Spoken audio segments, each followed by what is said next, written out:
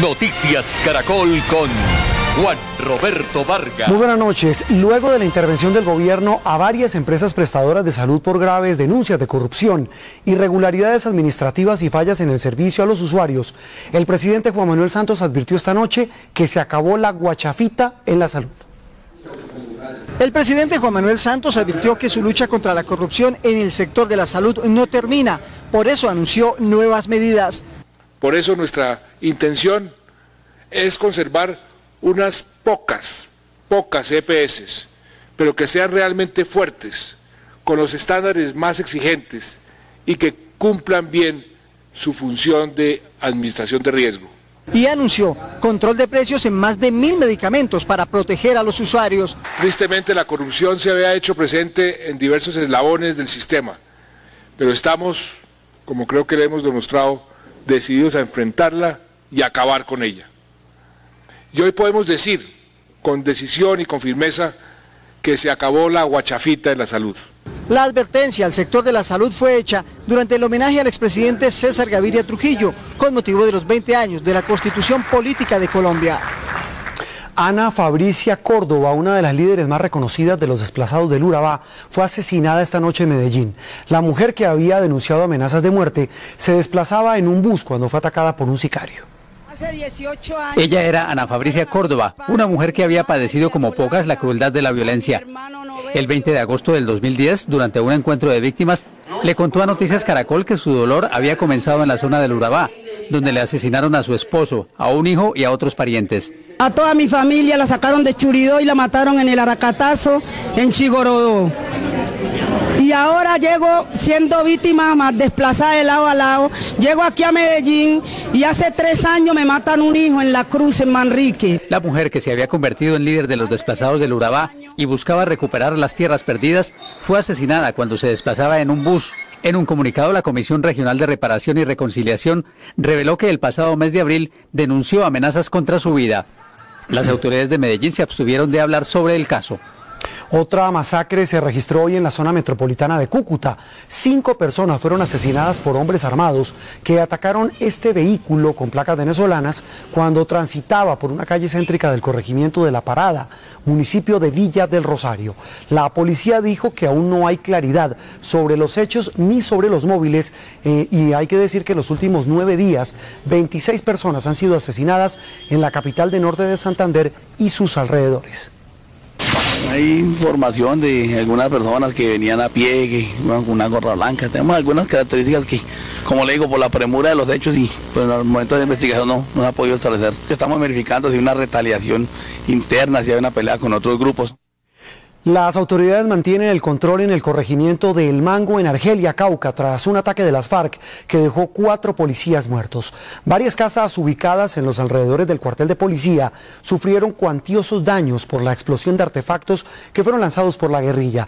10 policías que resultaron heridos fueron trasladados a Popayán, donde 2 de ellos permanecen en delicado estado de salud. Las víctimas serán trasladadas mañana a sus ciudades de origen. Se inicia un asedio contra la población de parte de este grupo narcoterrorista de la FARC, el Grupo 60, con pretensiones de ingresar a la población y afectarla directamente. Durante un consejo de seguridad en Florencia, Caquetá, el presidente Juan Manuel Santos reveló que las autoridades investigan posibles amenazas a candidatos para las elecciones de octubre.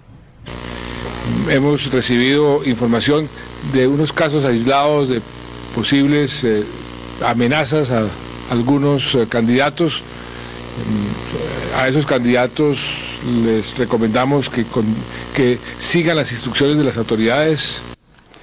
Y a esta hora, 11:14 minutos, se cumplen 7 horas de una nueva jornada de juicio disciplinario contra el senador Iván Moreno Rojas en la Procuraduría General de la Nación. En la diligencia, el abogado Jaime Araujo Rentería, apoderado de Iván Moreno, solicitó los testimonios del presidente Juan Manuel Santos, del expresidente Uribe, de su hijo Tomás Uribe, de Sabas Pretel, Andrés Uriel Gallego y de Luis Guillermo Vélez, entre otros políticos, funcionarios y contratistas. Ordóñez negó las nulidades en el proceso planteadas por la defensa. La declaración del señor expresidente Álvaro Uribe Pérez, porque fue contertulio de los señores nules. Y claro, yo sé que usted no la va a decretar, porque Las huestes uribistas lo eligieron a usted. Esto no es una entrevista. Esto es un proceso. Y hay unas normas que pueden gustarnos más o menos, pero que debemos respetarlas y observarlas. La cárcel de alta seguridad en Valledupar podría ser cerrada debido a la falta de agua que ha generado una crisis sanitaria en ese lugar. El agua para la cárcel llega por carrotanques y no por la tubería, lo que está a punto de generar una emergencia para los 1.340 internos que tiene el penal. Según el gobierno, la responsabilidad de que el agua llegue al centro penitenciario es de la gobernación y de la alcaldía de Valledupar. Los presos claman por dignidad y por agua. La Contraloría Distrital denunció graves fallas de la actual administración en la construcción de miles de metros de andenes en la ciudad de Bogotá.